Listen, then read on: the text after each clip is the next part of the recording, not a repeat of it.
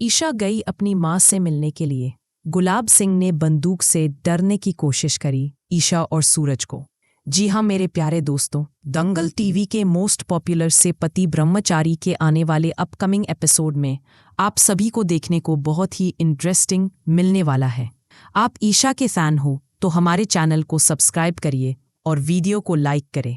कहानी की शुरुआत होती है दीपावली की रात से। छोटे से गांव के आंगन में रंग बिरंगी रंगोली, चमकते दीपक और आसमान में गूंजते पटाखों की आवाजें, पर उसी उजाले में छिपा था एक अंधेरा सच।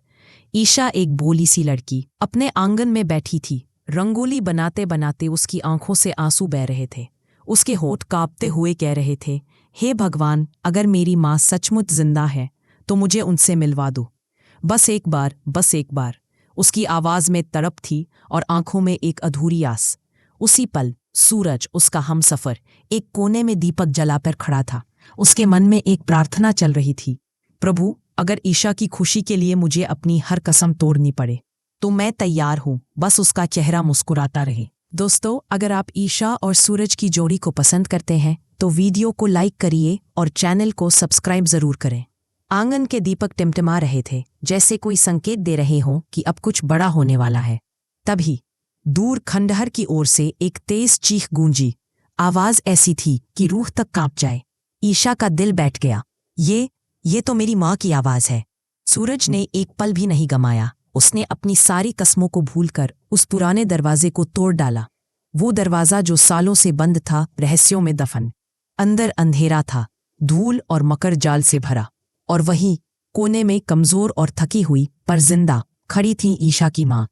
ईशा चीख पड़ी, माँ, और दौड़कर उनकी बाहों में समा गई। आंसू उसके गालों से टपक रहे थे, जैसे किसी बरसों की कैद से आजादी मिली हो। पर दोस्तों, असली तूफान तो अब उठना था। दरवाजे पर गूंजती एक बाहरी आवाज, ईशा, तूने मेरे सालों की मेहनत पर पानी फेर दिया। वो था गुलाब सिंह, गांव का सबसे खौफनाक और ताकतवर आदमी। आंखों में लाल आग, हाथ में बंदूक और चेहरे पर पागलपन। अब तू और तेरा सूरज कभी चैन से नहीं जी पाओगे। उसकी आवाज खंडहर की दीवारों से टकराई और हवा में घुल गई। सूरज आगे बढ़ा, गुलाब सिंह, तूने एक माँ को बेटी से छीना, एक औरत को कैद में रखा। अब तेरे पापों का हिसाब मिलेगा। लेकिन गुलाब सिंह हंसा, तेरा प्यार तेरी कमजोरी बनेगा सूरज। ईशा ने कांपती आवाज में कहा, माँ, ये सब क्या है? माँ की आंखों में डर और दर्द दोनों थे। बेटी, अब सच जानने का वक्त आ गया है। गुलाब सिंह तेरा असली पिता नहीं है। ये सुनते ही ईशा के कदम लड़खड़ा गए। तो फिर मेरा असली पिता कौन है? गुलाब सिंह की आंखें फटी रह गईं। चुप, ये सच अगर बाहर आया तो मेरा साम्राज्य खत्म हो जाएगा। उसने गुस्से में बंदूक उठाई, लेकिन सूरज ने आगे बढ़कर ईशा को ढाल बना लिया। गांव की हवा थम गई थी। माँ बोली, तेरे असली पिता वो है जिन्हें गुलाब सिंह ने मुझसे छीन लिया, जिनका नाम मैंने बरसों से सीने में दबाकर रखा। गुलाब सिंह पागलपन में चिल्लाया, तुम सबको जलाकर राख कर दूंगा। और उसने खंडर में आग लगा दी। लपटें उठी, दीवारें कांपने लगी। ईशा की माँ बेहोश होकर गिर गईं। सूरज ने उन्हें अपनी बाहों में उठाया और आग की लपटों के बीच से बाहर निकल आया। बाहर की हवा में धुआं और राख थी, पर सूरज की आंखों में सिर्फ एक चमक, ईशा को बचाने की। वो बोला, ईशा, चाहे सच कुछ भी हो, मैं तेरा साथ कभी नहीं छोड़ूंगा। तेरा प्यार ही मेरी सबसे बड़ी ताकत है। दोस्तों, यही तो असली प्यार है, जो सिर्फ साथ निभाता नहीं बल्कि हर आग से लड़ जाता है। लेकिन कहानी यहीं खत्म नहीं हुई। गुलाब सिंह के अंदर अब भी बदले की आग जल रही थी। वो जेल से पहले ही गांव में अपने गुंडों को इशारा दे चुका था, जो मेरे खिलाफ बोले उसे जिंदा मत छोड़ना। पर इस बार गांव के लोग चुप नहीं रहे। ईशा की माँ ने सबको सच बताया, कैसे गुलाब सिंह ने उनके पति की हत्या की, कैसे उसने ईशा को उसकी असली पहचान से दूर रखा। गांव में गुस्से की लहर दौड़ पड़ी। लोग अब सूरज और ईशा के साथ खड़े थे।